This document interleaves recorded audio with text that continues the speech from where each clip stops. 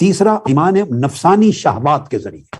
تیسرا یہ میں نے ایک معنی بیان کیا ان 4 جہتوں کا، اور بہت سے اور معنی ہے، نہیں گیا. تو اب میں تیسرا لے رہا ہوں، نفسانی شہوات. جو آپ سمجھتے ہیں انسان کی نفسانی شہوتیں، برائی کی لذتیں شہوتیں، برائی کے لیے، بدی کے لیے، گناہ کے لیے. زین للناس حب الشہوات، تو وہ نفسانی شہوتوں کے ذریعے بھی گمراہ کروں گا. وعن ایمانہم، اور چوتھی شکل فرمایا وہ خیالات اور وسائل. بائیں طرف عام طور پہ کیا ہے، یہ بڑی امپورٹنٹ چیز ہے، دائیں طرف شہوتیں. دایاں سمت عام طور پہ موسٹلی لوگ رائٹ ہینڈڈ ہوتے ہیں، لیفٹ ہینڈڈ تھوڑے ہوتے ہیں. جو موسٹلی دائیں ہاتھ والے ہیں تو دایاں ہاتھ زیادہ مضبوط اور طاقتور ہوتا ہے ان کا دایاں. الا ان لوگوں کے جو لیفٹ ہینڈڈ ہیں بائی برتھ، تو ٹریننگ ہی لیتے رہے تو چلو بایاں ہاتھ بھی مضبوط ہو گیا ان کا. مگر موسٹلی دایاں ہاتھ کا استعمال زیادہ ہے کلچرلی، تو یہ رائٹ ہینڈڈ مضبوط ہے. اللہ پاک نے وہ جو ذہنی طور پہ کلچر کے اندر ایک تصور ہے اس کو قائم رکھ کے فرمایا ایمان ہے، یعنی ادھر مضبوطی ہے. تو فرمایا جو ان کے مضبوط ایریاز ہیں، ان ایمان، جو مضبوط ایریاز ہیں ان پر بھی حملہ کروں گا. مضبوط ایریاز میں بھی داخل ہوں گا، وہ نہیں چھوڑوں گا، ان پر بھی حملہ کروں گا. اور آخر پہ کہ کہا جا کہ ان شمائلہم، اور بایاں ہاتھ ذرا کمزور ہوتا ہے اپیرنٹلی جو سمجھنے میں، تو ادھر سے بھی حملہ کروں گا کہ جو ویکر ایریاز ہیں ادھر سے بھی حملہ کروں گا. یعنی شیطان دیکھتا ہے اس بندے کے مضبوط ایریاز کون سے ہیں، تو مضبوط ایریا کے پھر وہ جرنل رینک کے بھیجتا ہے، بڑا کمانڈ کرنے والا پورا بٹالین اور وفود بھیجتا ہے، لشکر بھیجتا ہے. کمزور ہے تو چھوٹے موٹے اپنے شیطانوں کو بھیج دیتا ہے.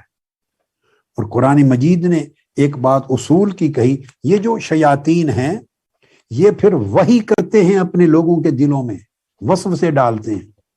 قرآن مجید میں ارشاد فرمایا، یہ سورہ الانعام کے اندر اللہ پاک نے فرمایا کہ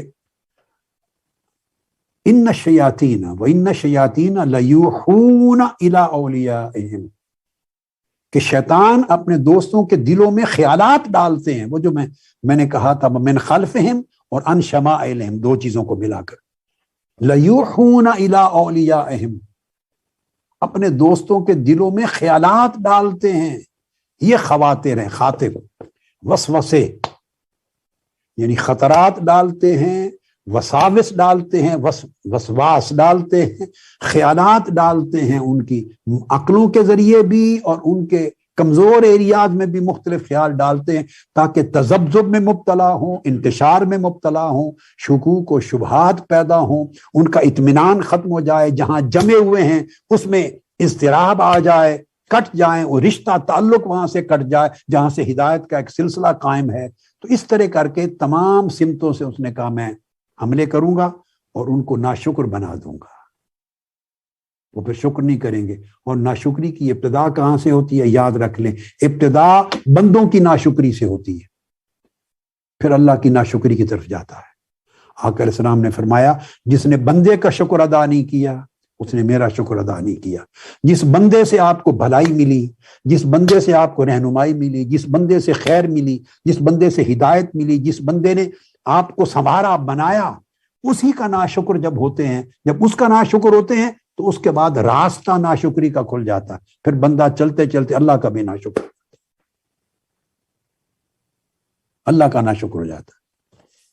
اور یہ پھر جیسے اولیاء ہیں، شیطان نے کہا کہ وہ دلوں میں خیالات ڈالتے ہیں، اور پھر اللہ پاک نے فرمایا کہ یہ شیاطین جو ہیں یہ انسانوں میں بھی ہیں، جنات میں بھی ہیں.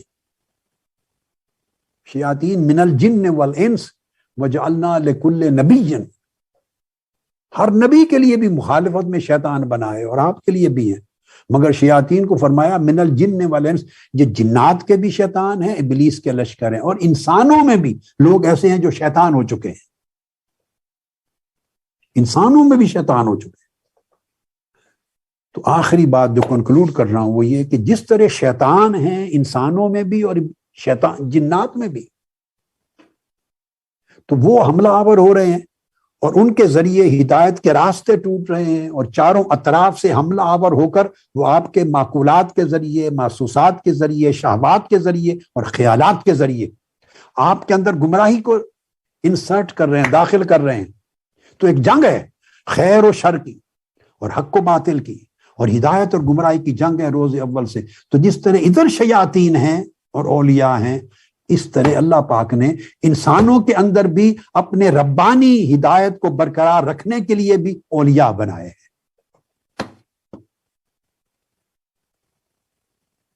انہو، شیطان کے لیے کہا انہو یراکم ہوا وقبیلہ، ابلیس اکیلا بھی تمہیں دیکھتا ہے، اور اس کا پورا قبیلہ، اس کے قبیلے کا ہر فرد تمہیں دیکھتا ہے، اس کے جنود دیکھتے ہیں، لشکر دیکھتے ہیں۔ تو یہ کیسے ہو سکتا ہے کہ ابلیس کے لشکر ہوں؟ اللہ نے اس کے چیلنج کو دے دیا، ٹھیک ہے کرو۔ اور ادھر فرمایا جو میرے مخلص بندے ہوں گے ان پر تمہارا زور نہیں چلے گا، ان عبادی لیس لک علیہم بسلطان، ان پر تمہاری طاقت اور قابو نہیں چلے گا۔ تو یہ کیسے ممکن ہے ان کو کھلا چھوڑ دے، ان کے لشکر ہوں، اور ادھر ہدایت مہیا کرنے والے لشکر نہ ہوں؟ تو جیسے گمراہی دلوں میں ڈالنے کے لیے اور گمراہی کی راہوں پہ دھکیلنے کے لیے شیطان اور اس کے جنود ہیں، اس طرح ہدایت کی طرف لانے اور ہدایت کی طرف لوگوں کو راغب کرنے کے لیے اللہ نے اپنے انبیاء بھیجے، اور جب انبیاء کی نبوت اور ان کی بعثت کا سلسلہ ختم ہو گیا تو امتوں میں قیامت تک اولیاء، مجددین اور صلحاء بھیجے۔ ادھر بھی وہی نظام ہے، اور ملائکہ بھی اس میں ہیں، جیسے جنات اور انسانوں میں ہے نا، من الجن والانس، تو جنات میں بھی شیطان ہیں اور انسانوں میں بھی ہیں۔ اسی طرح دوسری طرف جو خیر اور ہدایت کو سپورٹ دینے والے، آپ کو ہدایت پہ بلانے اور ہدایت پہ رکھنے کے لیے ہیلپ کرنے والے جو ادھر قبیلے ہیں، وہ ملائکہ میں بھی ہیں، ادھر جنات کے مقابلے میں ملائکہ میں بھی ہیں اور انسانوں میں بھی ہیں۔ ان کو اولیاء اور صلحاء اور صالحین اور متقین کہتے ہیں، اور وہ مجددین ہیں، وہ دین کی تجدید کرتے ہیں۔ تو اللہ پاک اس نظام کو ریوائیو کرتا ہے ہر صدی میں، پھر ہر زمانے میں اپنے صالحین کرتا ہے پیدا، اور مصلحین پیدا کرتا ہے جو خیر کو پھیلاتے اور لوگوں کی اصلاح کرتے ہیں اور دین کی دعوت دیتے ہیں۔ یأمرون بالمعروف وینہون عن المنکر، وہ نیکی کو فروغ دیتے ہیں، بدی برائی کو روکتے ہیں، خود صالح ہوتے ہیں اور لوگوں کی اصلاح کرتے ہیں۔ اولیاء اور صالحین اور مصلحین اور مجددین، یہ نظام ادھر اس کی روک میں اللہ پاک نے خیر کی حفاظت کے لیے بھی مقرر کیا ہے۔ تو وہ بھی القاء کرتے ہیں، وہ بھی نیک خیالات آپ کو دیتے ہیں۔ اللہ کے اولیاء وہ ربانیین ہوتے ہیں، ادھر شیاطین، ادھر ربانیین، وہ ربانی خیالات دیتے ہیں آپ کو، وہ اللہ کی طرف بلاتے ہیں، وہ نیکی کا خیال آپ کے دلوں میں ڈالتے ہیں، وہ آپ کے ذہنوں میں نیکی کی ہدایت ڈالتے ہیں، نیکی کے تصورات ڈالتے ہیں، شیطانوں کی اسٹریٹجی توڑتے ہیں، ان کو ننگا کرتے ہیں، انہیں ایکسپوز کرتے ہیں، آپ کو راستے ان کے راستوں سے بچاتے ادھر چلاتے ہیں، نفس کو کیسے چھٹکارا دلانا ہے وہ راستے، اسٹریٹجیز، میکنزم، طریقہ بتاتے ہیں۔ تو اگر وہ جنگ ہے حق و باطل کی، تو اہل باطل کا اگر ایک جال ہے تو اہل حق کا بھی ایک جال ہے، اہل شر کا ایک پورا نظام ہے تو اہل خیر کا بھی اللہ نے ایک نظام قائم کیا ہے۔ اس میں ملائکہ بھی ہیں اور اس میں انسانوں میں اولیاء بھی ہیں اور صالحین و متقین بھی ہیں۔ آج کی گفتگو یہاں پہ ختم کر رہا ہوں۔ انشاءاللہ یہ سورہ انعام کا یہ جو مضمون جہاں پہ میں نے روکا ہے، اسی جگہ سے شروع کروں گا کہ جو بات میں نے ابھی کی ہے یہ مضمون اسی قرآن مجید کے مقام پر ہے، اور پھر خواتر کی باقی اقسام پر، اور اس پر ایک حدیث ہے حضور علیہ الصلوۃ والسلام کی، اس مضمون سے میں انشاءاللہ کل کا موضوع شروع کروں گا۔